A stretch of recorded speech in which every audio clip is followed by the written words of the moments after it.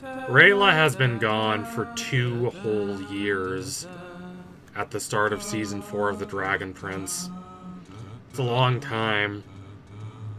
Enough time for the relationship between her and Callum to decay into fond but bittersweet memory. That relationship was so beneficial to them both. It provided them with the care and compassion and confidence that they really needed. It made them more confident in their own identities and their own ambitions and ideals. But now that bond has fractured into splinters like a bridge that used to span across a vast chasm but has been worn away by time, repairing that relationship is not going to be easy. It is possible, and because the Dragon Prince, for all its willingness to entertain a more cynical and harshly realistic attitude about the world, nonetheless is more optimistic. It's more idealistic about the capacity for different groups of people to work together to overcome past prejudices and found a better and more just world. Now, there is a significant difference between how we are going to experience their relationship and how they experience their relationship. For them, the first time they're going to meet in Season 4 is going to be after several years apart. I don't think they will have forgotten each other by any means, and I think they're going to want to try and repair that relationship.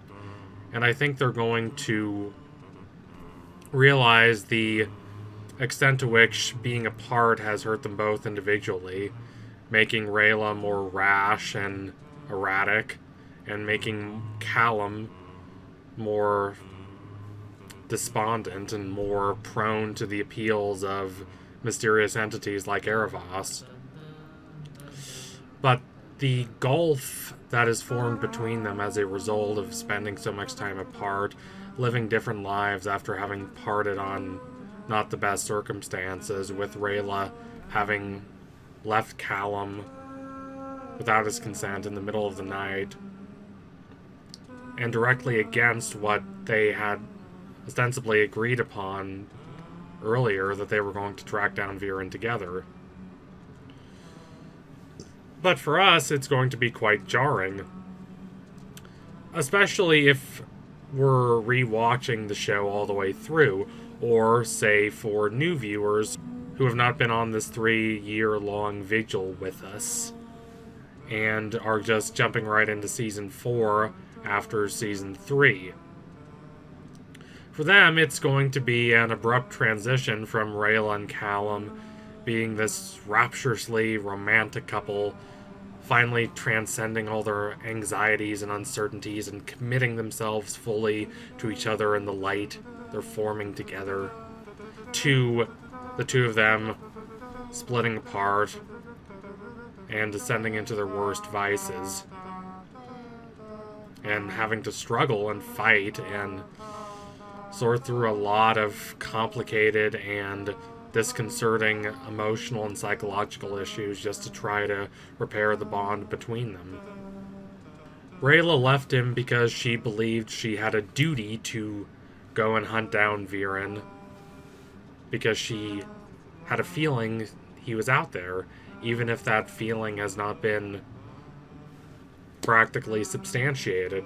And if Claudia did not bring Viren back from the dead until 2 years after the conclusion of Season 3, that means that when Rayla went looking for him, he had not been brought back from the dead yet. He really was gone, and yet she was unable to accept that. And she was willing to go on this mission to do what she believes is her duty and her responsibility in a way that is tied into what she believes is her other responsibility, which is to protect Callum, the person she loves the most in the world, it seems, at this point. That Callum would be so distraught at losing her that he would descend into his worst impulses and become more susceptible to dark influences is not a factor that Rayla considers. Rayla doesn't really consider any other factors aside from her sense of what her responsibility is, what she has to do. In Rayla's mind, this is a selfless act, but from our perspective as the viewers, it's rather selfish. She is promoting a very narrow idea of the good of all that neglects 99% of other issues, including what the person in question actually wants for themselves, in favor of this rather narrow and reductionist view of selflessness. That Rayla acts this way is not random and it's not bizarre, especially not when you consider what we know in Blood Moon Huntress about her parents. Rayla's parents, to be quite blunt, treated her in much the same way that she treated Callum. They abandoned her. That's how Rayla phrases it, and while her parents don't like that framing, it's basically true. Once you strip away all the pretty words about honor and duty, they decided to commit themselves to a mission that would take years, even if it was successful, to guard the dragon's egg until it hatched. And also put them at substantial risk from people like Viren, who wanted to capture or destroy the dragon's egg, just because they believed it was their duty. They believed they had a higher calling, the context of having to protect the elves, and especially the dragons. They would not phrase this as putting this duty over their daughter's well-being. In fact, they see it as protecting their daughter, just as they see it as protecting all the children of the Moon Shadow Elves, by fighting for the cause of peace and prosperity for all. But these are abstract ideals, and there can be a large gap between abstract idealism and the people who are actually being hurt. Just like Runan, he is not just an assassin because he's cold-blooded and heartless. He has an extended philosophical justification about being an assassin. For him, it's about taking a larger scale view of the world and doing what is right for harmony and greater peace. And before he kills anyone, he contemplates whether the benefit of putting this person out of the world is worth depriving the world of this person, depriving all their loved ones of the opportunity of seeing them. This is a quite substantial philosophical system, but again, it's abstract, and what those ideals mean when put into practice can mean very different things. They can mean killing Callum's dad, the king, and plunging the kingdoms into increasing chaos and instability. Rayla wants to go with her parents when they go to guard the egg in order to serve the dragons, but they don't let her. Nothing is more important than keeping her safe, that's what they say. They want to protect her until she's grown up. Rayla feels a little condescended to by this attitude. Now, from one perspective, it's easy to understand where her parents are coming from. Do you want a pre-adolescent child on your dangerous, grandiose quest to protect the dragon egg? Probably not. Nonetheless, one has to consider the emotional and psychological impact Rayla's parents' decision has on their daughter, which they do not. They are giving her up to their close associates, Runan and Athari, who try their best, but only provide Rayla some of the emotional support that she needs. Rayla wants to feel like her decisions matter. She wants to feel like she has some power over her life. To the two most important people in her life, most likely, her parents, have vanished and she had no say in it. She feels remarkably impotent. And the way she finds out to take back power, to have some amount of influence and control over her life, is to train with Renan and become an assassin, and to really internalize that assassin's ideology and the emphasis of duty above all else, even though this is not really what she wants for herself. Do her parents think this is going to happen? No.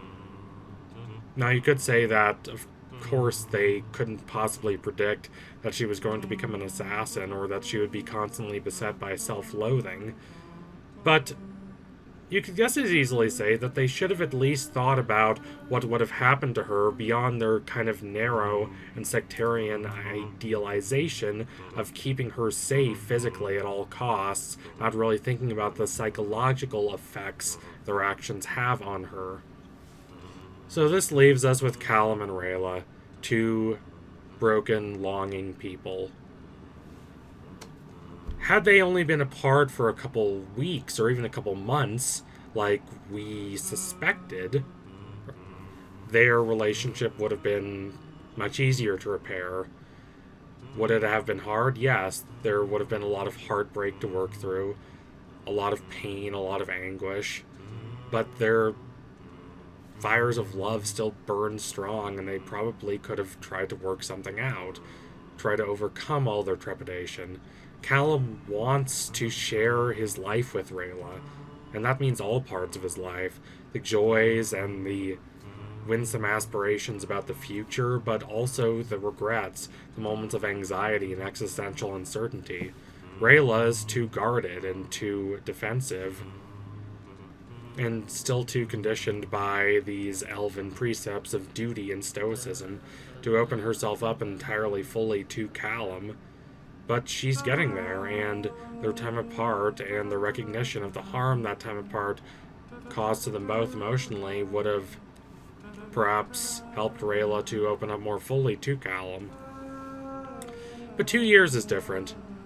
I don't think he's going to move on, though he easily could have, and considering that he is a high mage and a quite attractive teenager on the cusp of adulthood, he would have no shortage of potential lovers.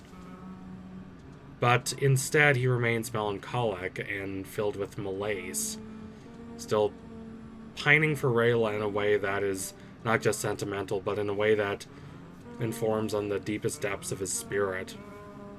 Freud, in Mourning and Melancholia, talks about how when we lose our connection with someone we deeply care about, in ordinary times, we can just move that connection, that emotional energy onto someone else or a different part of our lives. But if we've really wound up our sense of self with that person, then when we experience that loss, we begin to identify our basic sense of self with that loss. The shadow of that loss falls upon our ego, on our basic sense of self, and we thus become disturbed and uncertain. Callum is going to find Rayla in Season 4, I have no doubt about that. And I have no doubt that they are going to try to rebuild their relationship, try to reignite the love and affection that they have for each other, but it's going to be hard. I really hope the show does not gloss over the difficulties these two people will have in trying to repair this long broken bond. So anyway, thank you all for watching. If you liked what you saw today, don't forget to like, comment, and subscribe. Donate to my Patreon if you can, and you want to see more videos like this. For anyone else, keep watching The Dragon Prince. What do you think will happen to Callum and Rayla? I'm interested to know. Sound off in the comments. Anyway, tune in soon for next analysis. We'll be coming soon. Promise you that. Thank you all again. Adios, comrades.